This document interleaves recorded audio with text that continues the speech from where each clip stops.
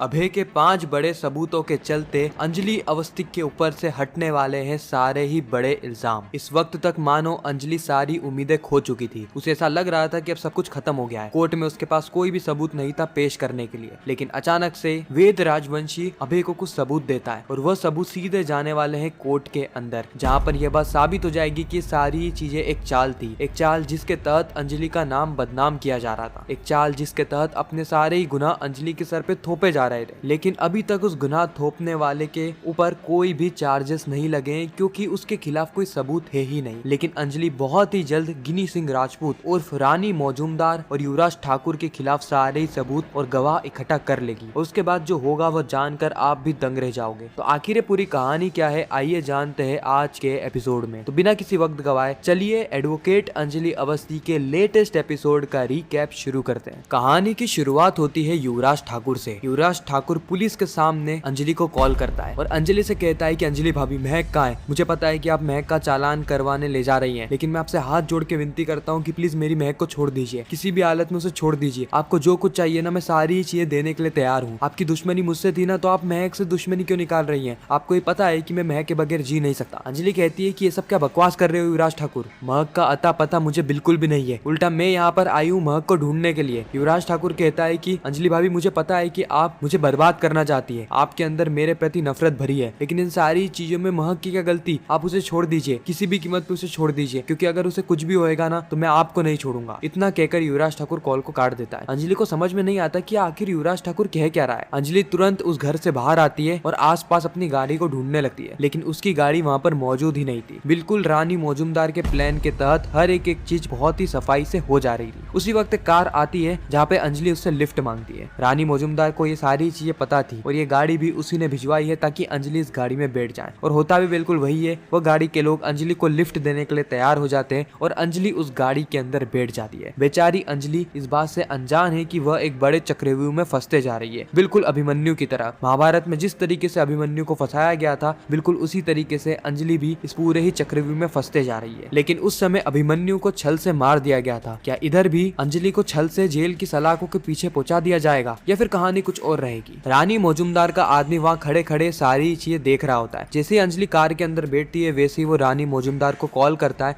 और कहता है कि मिशन सक्सेसफुल। आपने जैसा कहा था बिल्कुल सारी चीजें वैसी ही हुई है। हमने एडवोकेट अंजलि अवस्थी की कार को गायब करवाया और उसे एक दूसरी कार में बिठवा दिया है। अब सीधे वो जाने वाली है कोर्ट। ये बात सुन के रानी मौजूमदार बहुत ज्यादा खुश हो रही है। रानी मौजूमदार कहती है कि बर्बाद कर दूंगी तुम्हें अंजलि, बर्बाद कर दूंगी। तुमने मुझसे मेरा सुहाग छीना था ना, अब देखना मैं तुमसे क्या क्या छीनती हूँ। तुम्हारा सुख, चैन, नींद, ये सारी चीजें कुछ ही पलों के अंदर तुमसे दूर हो जाएगी। वैसे ही तुम्हारे ससुर का घर और तुम्हारी बेटी तो मैंने तुमसे छीन ही ली है। मुझसे पंगा लेकर तुमने बहुत बड़ी गलती कर दी अंजलि, बहुत बड़ी गलती। इस और हम देखते हैं कि गिनी के सामने एक बहुत बड़े मिनिस्टर भी खड़े होते हैं। गिनी कहती है कि मिनिस्टर साहब, आप क्या हमारे साथ हैं? मिनिस्टर कहता है बिल्कुल, मैं आपके साथ हूँ, और जो भी अंजलि के बच्चों की तस्करी का मामला है, इसे मैं संसद में उठाने वाला हूँ। सबूत, गवाह, फैक्ट, सारी ही चीजें मैं संसद में पेश कर दूंगा, जिससे कि यह मुद्दा अब नेशनल मुद्दा बन जाएगा और सभी लोगों की नजर इस मुद्दे पर रहेगी। कोई भी अंजलि को छोड़ नहीं सकता, यहाँ तक कि अंजलि तो गवाह भी इकट्ठे नहीं कर पाएगी, उसकी जिंदगी बर्बाद हो जाएगी। बस हाँ, आप मेरा काम करवाना मत भूलना, मैं आपके काम कराने में कोई भी कसर नहीं छोड़ूंगा। गिनी कहती है कि आप मेरा काम करवाइए, मैं आपका काम करवाऊंगी। जस्ट अगले ही सीन में हम देखते हैं वेद राजवंशी को। इस वक्त तक वेद राजवंशी आरती को ढूंढते ढूंढते रानी मौजूमदार के घर के अंदर पहुंच जाता है। वेद को पता है कि आजकल आरती रानी मौजूमदार की शरण में ही रह रही है। उसके पास जो भी पैसा आ रहा है वो कहीं ना कहीं गिनी के द्वारा ही दिया गया है। इसलिए वेद को पता था कि अगर आरती कहीं नहीं मिल रही है तो रानी मौजूमदार के आसपास होगी या फिर उसके घर में होगी। बिल्कुल वही चीज सच साबित होती है। वह जैसे ही घर के अंदर घुसता है, वो सबसे पहले तो वहाँ पे दारू की बोतल गिरी हुई देखता है, जिसके अंदर दारू नहीं बची थी। इसका मतलब ये है कि पूरी की पूरी बोतल आरती ने खाली कर दी। वो थोड़ा और अंदर जाता है और देखता है कि आरती नशे की हालत में सो रही है। वेद को समझ में आ जाता है कि धीरे धीरे करके आरती विनाश की ओर बढ़ रही है। वो अपने अस्तित्व को खोती जा रही है। जहाँ पे लोग आरती के नाम की सलामी दिया करते थे कि जर्नलिस्ट हो तो आरती जैसी, लेकिन आज आरती की जो हालत हो गई है, मानो यह आरती वह आरती है ही नहीं जिससे कि वेद राजवंशी ने शादी करी थी। खैर, शादी तो कर ली थी, इसलिए वो आरती के पास जाता है और आरती को उठाने की कोशिश करता है। आरती इतने नशे में थी और इतनी गहरी नींद में थी कि उसकी नींद ही नहीं खुलती है। जिसके बाद वेद पानी को आरती के ऊपर छिटकता है और अब जाके आरती को होश आता है। होश में आते ही आरती वेद पर भड़क जाती है। आरती वेद पर चिल्लाते हुए कहती है कि आपकी हिम्मत कैसे हुई मेरे कमरे में आने की। वेद कहता है कि हमारी शादी हो चुकी है आरती, शायद तुम इस चीज को भूल चुकी हो। आरती कहती कि मुझे याद है, मुझे सारी चीजें याद है कि आप किस तरीके से मुझे धोखा देते हुए आए। आप उस कली के साथ रहना चाहते हैं ना,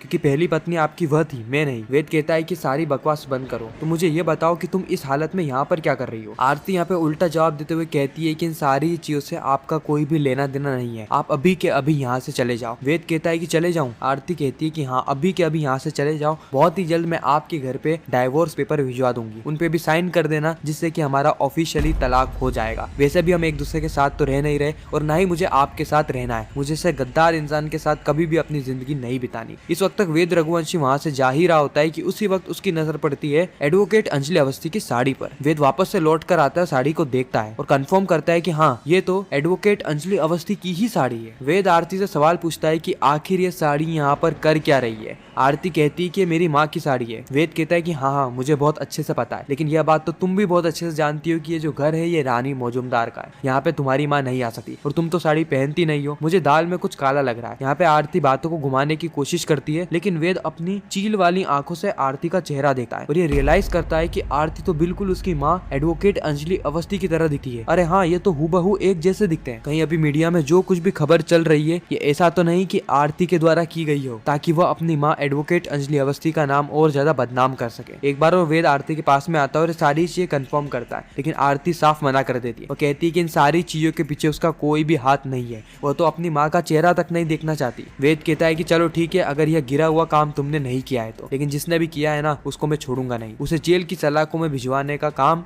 मैं करूंगा। वेद के जाने के बाद तो मानो आरती के पांव तले जमीन ही खिसक जाती है। आरती कहती कि मुझसे इतनी बड़ी गलती कैसे हो गई, आखिर कैसे मैं साड़ी को यहीं पर ही छोड़ के चली गई। वेद को मुझ पर शक हो गया है, वो कोई ना कोई सबूत जरूर ढूंढेगा, वो वैसे ही बहुत बड़ा डिटेक्टिव है, उसके हाथ में सबूत बहुत आसानी से लग जाते हैं। मुझे कुछ तो करना होगा, नहीं तो मेरा और रानी मौजूमदार का पर्दाफाश हो जाएगा। उसी वक्त आरती अपना फोन निकालती है और बार बार गिनी को कॉल करने की कोशिश करती है, लेकिन उसकी गिनी मासी उसका फोन उठाती ही नहीं है। आरती परेशान हो जाती है, बेचैन हो जाती है, उसे समझ में नहीं आता कि वो करे तो करे क्या। पहले तो उसके अंदर नफरत थी अपनी माँ को लेकर, लेकिन अब उसे अपनी माँ को जेल पहुंचाने में भी वह आनंद नहीं आ रहा है जिस आनंद की उम्मीद से उसने सारा ही काम किया था। मानो आरती एक दिशा भटक चुकी है और नशे की हालत में वो सारा ही काम कर देती है, लेकिन जब वो अपनी असली हालत में आती है, यानी नशे से बाहर आती है, तब उसको रियलाइज होता है कि सारी चीजें करना सही नहीं है। इस वक्त भी आरती सारी बाजी जीतने के बाद भी पछता रही होती है। अगले ही सीन में हम देखते हैं एडवोकेट अंजलि अवस्थी को। उस कार के सहारे से एडवोकेट अंजलि अवस्थी सीधे पहुंच जाती है कोर्ट रूम में और यहीं पर ही होने वाला है एक बड़ा तमाशा, क्योंकि एडवोकेट अंजलि के हाथ में एक भी सबूत ऐसा नहीं लगा है जिससे कि वह अपने आप को बेकसूर साबित कर पाए। और अगर यह बात रहेगी तो एडवोकेट अंजलि अवस्थी को कई सालों तक की बड़ी सजा हो सकती है, यानी एडवोकेट अंजलि अवस्थी को 11 साल की जेल हो सकती है। जेल की सलाखों के पीछे जाना पड़ सकता है, लेकिन क्या ऐसा हो पाएगा या फिर आखिरी मौके पर गेम पूरा पलट जाएगा? ये सारी चीजें हमें जानने को मिलेगी आने वाले एपिसोड में। बाकी मैं मिलता हूँ आप सभी से किसी नेक्स्ट इंटरेस्टिंग वीडियो में, जब तक के लिए गुड बाय।